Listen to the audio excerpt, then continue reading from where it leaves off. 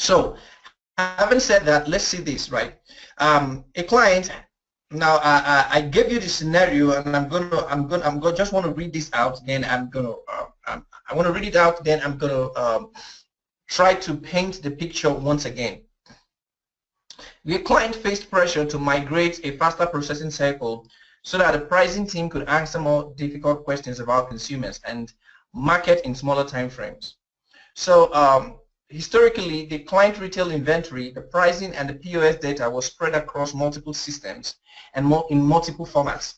So business users need to aggregate this information to understand inventory and pricing points across all stores. Specific questions that need to be answered are were the higher priced items selling in certain markets, and should inventories be allocated or reallocated, or should price be optimized? I think there should be there. Don't mind me typing upon geography. So let me explain all these things that seem to be a little bit more deep. So we want to create the scenario right now. So what we're doing is the case study. Let's talk about the case study. So this is the case study. There's a store called XY ABC, right? Now this retail store has a lot of branches around the country. So with a lot of branches around the country, we have these are branches, right? These are branches. Now there's something particular about these branches, is that they all have regional decentralized data centers. So let's say, right, and so these three stores have their own data center. Then there's another data center here, there's another data center here. Okay, so there's another data center here, there's another, so just assume this is within one country, in one country, right? Right. So these are separate data centers. So what the store wants to do is, number one, now it was done for efficiency. So let's say this is Northwest and they have a data center for Northwest. However, they are being managed by the same management, right? So they basically run performance report from all these areas and these areas. However, these stores have the same supply chain management system, supply chain process from the head, and what they want to do is they want to answer some questions. So the first easy thing is want to do is, which is not difficult, is to consolidate all these data centers. That's simple to know. So you basically want to merge all the data centers into one. So they'll all be connected to one. That is simple to do, and that does not require data engineering. However, they want to now start. They want to change. They want to change the way they do some things. For instance, let's ask this question. Let me clear this. Let me clear this screen so that we can ask this question. That I want to ask this question. Have you ever gone to a store? I have experienced it myself, but I want to check on you guys. Have you ever experienced when you go to a store to buy groceries, right? So you go to a store to just get groceries, and you go to the same store, right? It's like in the United States. I've been there a couple of times. Been there. So you go to Macy's and you can buy a T-shirt for let's say $1.99, right? $199.99. Then you go to the same store but in another state, right? And you get the same T-shirt for $150. Has that ever happened to anybody? Now this is a question.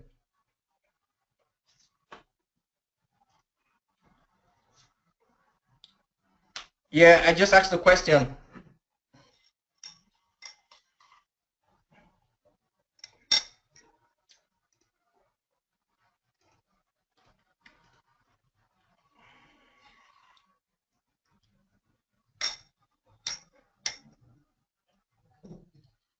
Okay, that's from Ashraf, Arvind, Jitendra, Venkata.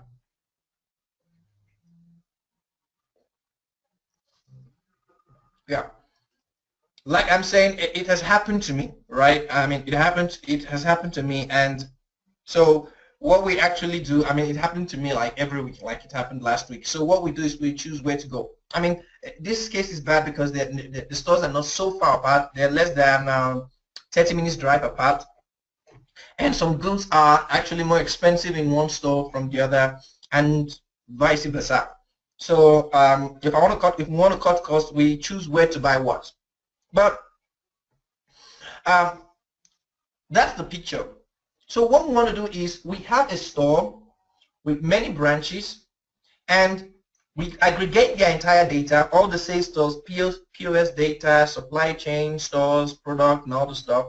We aggregate them, and we want to ask the question: if we change prices based on location or geography, are we going to get any change in the behavior or change in sales? If we change prices based on store location, is there any way we can affect bottom line, right? Secondly, if we allocate products, so there are a lot of questions when you do this kind of things, but let's just leave the questions to these two. And we want to say, if we allocate or reallocate products, right, are we going to get any benefits in this? Now, this is a data question. Nobody can answer it on top of their head, because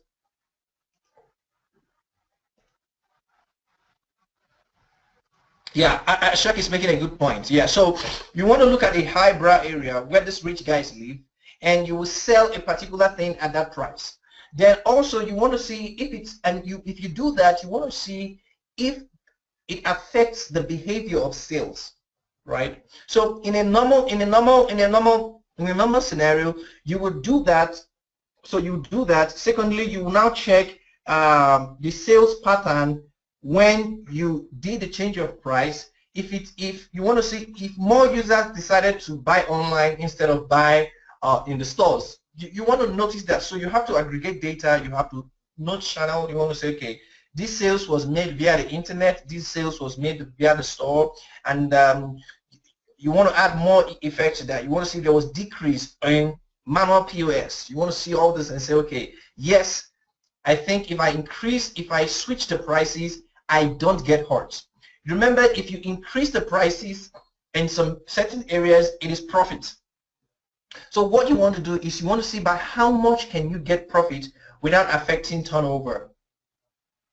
That is what we're trying to do. You want to increase profit but without changing turnover. Secondly, that's in changing price. Secondly, you want to do price reallocation. So let's draw it this way. We have this store. We have store A, right, and store B. So let's say a certain grocery 001 sells for 99 here and it sells for 87 here, right? So you want to monitor the demand across board. You want to monitor the demand across board, so that if in inventory at the end of the day, you see that we still have about 200 packets of this grocery here, and we have 10 packets because of demand, right? You want to preemptively, now this is not reactively, you want to preemptively move some, reallocate inventory. This is what we call inventory reallocation. Or you want to see if people are no longer buying this because it's expensive and they're going here, you want to move inventory back here so that you keep the turnover across the entire stores while maintaining inventory. So it is this kind of thing. So what are we doing? We are adding value. We've not changed anything.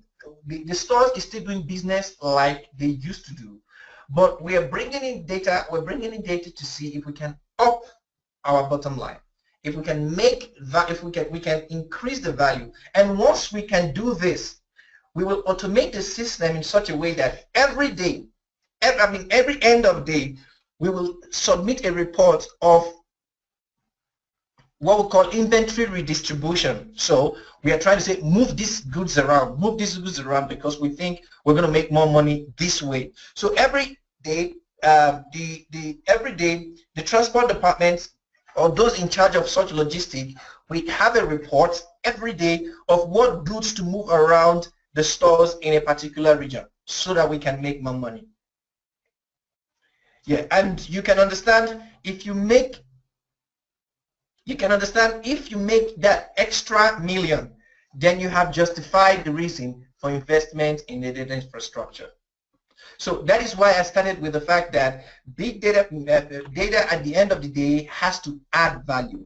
It's not enough to have it. It's not enough to code it. It's enough to add value. We're higher priced items selling in certain markets. That means if we switch the prices, right? That means are some particular goods actually selling in some markets, then should inventory be reallocated or price be optimized based on geography? So we're going to look if some items actually sell in some markets. Then we're going to also look if we should reallocate inventory, which I have described, or we should optimize prices. Yeah, or we should optimize prices based on geography. Right, so let's just take one more look at it for the sake of Manpreet.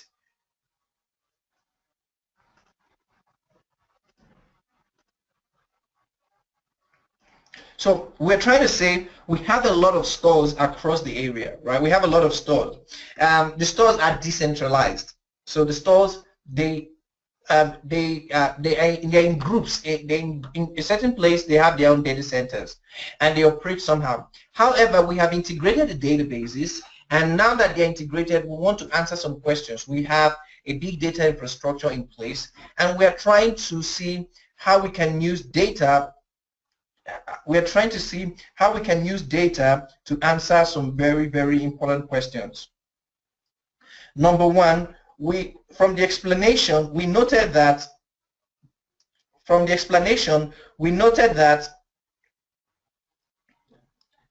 when in some stores, right, you can have a certain store. So for example, you have right here we have things like Checkers, right? So I'm in Johannesburg, and one of the popular stores we have Checkers. You go to Checkers in the Northwest region and you get Coke. So you go to Northwest Checkers and you get Coke for $16.50, 2 liters Coke for $16.50. Then this is rand, so not dollars. Then you go to the South, right? You go to South of the same store and you buy this for $14.99.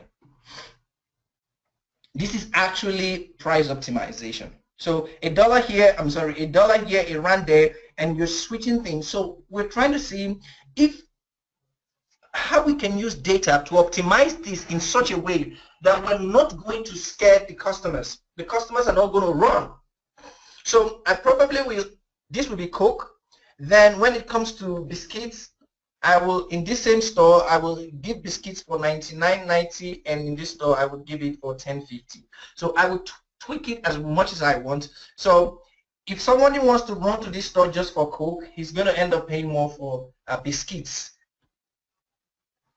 right? So you're tweaking it in such a way that you don't chase everybody from, anybody away from the Northwest stores, and in the same way, you don't chase anybody from the south, the stores in the southern part of the city. So what you're doing is price optimization based on stores. Now, what this means is that eventually what you will do is you will pull all the data together. Now, let me tell you how it's going to be done in real life. Now, there's a word that's just skipping my head. You want to permit me? I'm going to ask that as a question. Since it's skipping my head, I'll ask it as a question. Okay, good. Yes. How many of you know what they call associative rules? I got it. Right. Okay, good. They are if-then statements that help uncover relationship between seemingly unrelated data in a relational database or any other information repository. An example of an association rule, I think I'm the one that used the wrong word. An example of association rule is that if somebody buys an Xbox, he is more likely to buy a pad, an extra pad. Or if somebody buys a laptop, he's more likely to buy a laptop bag. So that is, you're creating associativity. You're discovering interesting relationships between variables in a large database. So that is the kind of trick you will actually use. So I'm wrong with association rule. You're going to use that kind of trick to say if someone buys this, he buys this. So what we're doing is first we pull the entire database, right? Then you establish association rule. Then you're going to try to do price optimization based on association rule. And your target is the bottom line. The bottom line is how much extra profit can we make on every item. So why this is $16.50 in Northwest stores, and in the South store it is $14.99. Biscuits is $9.99, and in the Southwest store is $10.50. So you've done this because there's a strong association rule across both items, and you are tweaking the data to see if and where you can find profit. So it's all about optimizing prices to drive profits, right? So that's all what we are doing. So now that you understand the basics, let's go back to those explanations.